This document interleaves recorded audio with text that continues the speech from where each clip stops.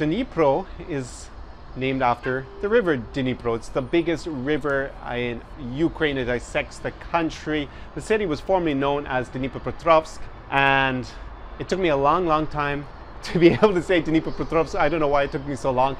And then when I finally learned how to say it, they simplified the name and changed it to Dnipro. So you have that easy task of just remember it's called Dnipro, but the oblast is still called Dnipropetrovsk, and you will see the name Dnipropetrovsk a little bit across the city. There's a hotel, Dnipropetrovsk, there that I just saw on the waterfront. The city has a population of about 1 million people, so it's not small, it's not Kiev, it's not massive, but it's a good sized city. So I'm super pumped to get out and explore it on this absolutely fantastic late March afternoon.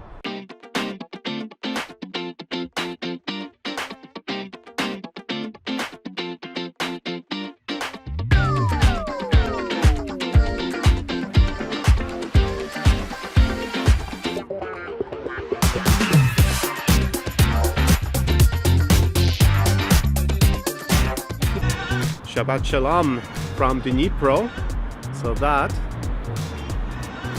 you can see is the menorah center here in Dnipro, and that is the biggest Jewish cultural building in the world. Now you might ask yourself, why would it be in Dnipro?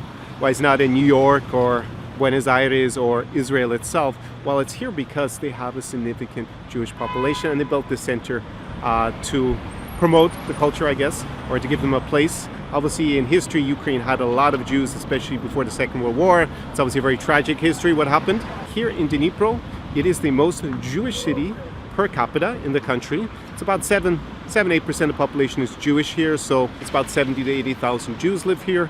So, obviously, and there's some Jewish restaurants around there where you can get your forschmack or your shakshuka, which I love in the morning, and good hummus. I'm a big fan of that as well. So something a little bit different here in Dnipro nowadays that you're not going to see in other Ukrainian cities.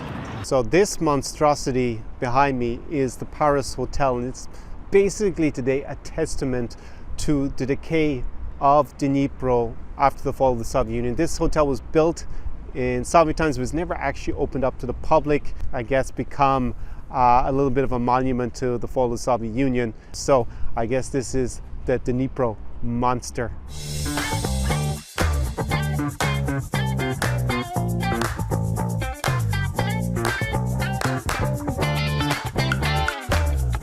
So I had a great time here. The city definitely has its own particular charm and style, and there were a lot of places to go out in the city center. It was quite compact, so definitely cool for me, but I think it's definitely not the city for a newbie to traveling in Eastern Europe, and particularly if you haven't traveled around Ukraine, definitely not for a first trip.